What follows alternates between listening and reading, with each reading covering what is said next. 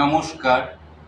কবি জীবনানন্দ দাশের বেলা অবেলা কালবেলা কাব্যগ্রন্থ থেকে দুটো কবিতা পড়ছি। মাঘ সংক্রান্তির রাতে। হে পাবক, অনন্ত নক্ষত্রবিথি তুমি, অন্ধকারে তোমার পবিত্র অগ্নি জলে। অমাময়ী নিশি যদি সৃজনের শেষ কথা হয়, আর তার প্রতিবিম্ব হয় যদি মানব হৃদয়, তবুও আবার জ্যোতি সৃষ্টির নিবিড় মনোবলে জ্বলে ওঠে সময়ের, আকাশের, পৃথিবীর মনে। বুঝেছি ভোরের বেলা রোদে নীলিমায়, আধার অরব রাতে অগণন জ্যোতিষ্ক শিখায়।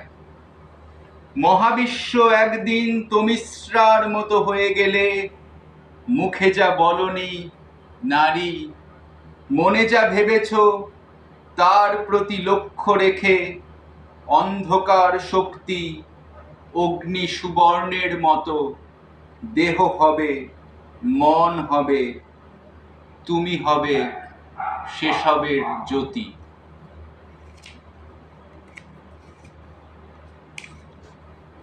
সূর্য, রাত্রি, নক্ষত্র। এইখানে মাইল মাইল ঘাস ও শালিক, রৌদ্র ছাড়া কিছু নেই। সূর্যালোকিত হয়ে শরীর ফসল ভালোবাসি, আমারই ফসল সব।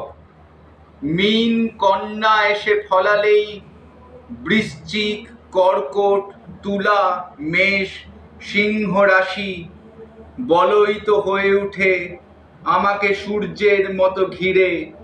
নিরবধি কাল নীলাকাশ হয়ে মিশে গেছে আমার শরীরে।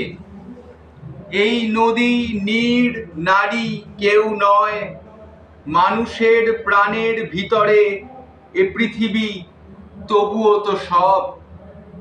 অধিক গভীরভাবে মানব জীবন ভালো হলে অধিক নিবিড়তর ভাবে প্রকৃতিকে অনুভব করা যায়। কিছু নয়, অন্তহীন ময়দান, অন্ধকার রাত্রি, নক্ষত্র। তারপর কেউ তাকে না চাইতে নবীন করুণ রৌদ্রে ভোর।